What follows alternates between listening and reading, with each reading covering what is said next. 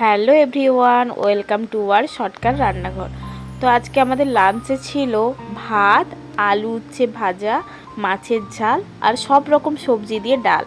শীতকালে বিভিন্ন সবজি পাওয়া যায় বলে এই ডালটা আমরা প্রায়ই করে থাকি। গরমকালে তেমন তো পাওয়া যায় না, তো শীতকালে এলেই ভাবি যে সব রকম সবজিটা খাওয়া যাবে। দিয়ে আলু উচ্ছে ভাজা করে নিলাম। প্রথমে কড়াইতে তেল দিয়ে আলু উচ্ছে দিয়ে তার সাথে পেঁয়াজ দিয়ে দিয়েছিলাম, দিয়ে লঙ্কা গুঁড়ি হলুদ গুঁড়ি দিয়ে ভাজা ভাজা করে নিলাম। দিয়ে মাছের যে ঝালটা করব তাতে মাছগুলো প্রথমে ভেজে নিলাম, দিয়ে ওই তেলের মধ্যে কেটে রাখা আলু আর টমেটো দিয়ে দিলাম, দিয়ে কিছুক্ষণ ভেজে নিলাম। ভাজা হয়ে গেলে একটু লাল লাল করেই ভেজে নিলাম, তার সাথে অল্প পরিমাণে পেঁয়াজ দিয়ে দিলাম আর নুন দিয়ে দিলাম সাথে। আর অপর দিকে একটা পাত্রে জল গরম করে সেখানে যে সর্ষে পাউডারটা আছে সেটা দিয়ে দিলাম, তার সাথে অল্প পরিমাণে নুন, আদা রসুন পেস্ট, হলুদ গুঁড়ো, লঙ্কা গুঁড়ো দিয়ে ভালোভাবে মিশিয়ে নিলাম।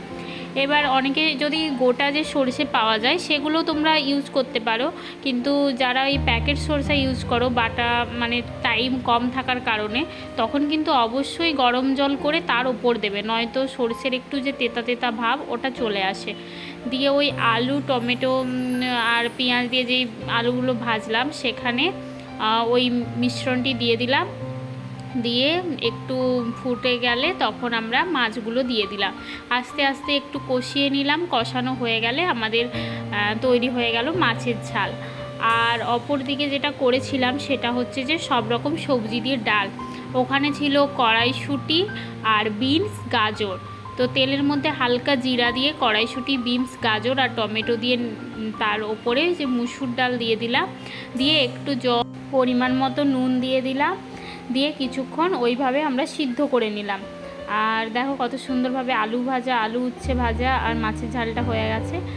আর অপর দিকে একটা পাত্রে নিয়ে নিলাম তেল, তারপরে একটু অল্প পরিমাণে পাঁচফোড়ন আর পেঁয়াজ দিয়ে ওটা একটু ভেজে আমাদের যে ওই ভেজ ডালটা সিদ্ধ হয়ে গিয়েছিল ওর ওপরে একটু দিয়ে দিলাম। তাহলে টেস্ট যারা ওই ভেজ খায় না, একটু নন ভেজ খায়, তো তারা পেঁয়াজটা ব্যবহার করতে পারো, টেস্টটা একটু ভালো লাগে।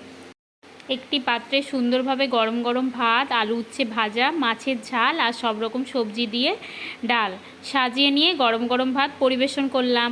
তো ভিডিওটি যদি ভালো লেগে থাকে তাহলে please like, comment, share and subscribe করে দিও। Thanks for watching. Subscribe please, সাথে থেকো। আসছি নেক্সট ভিডিও নিয়ে।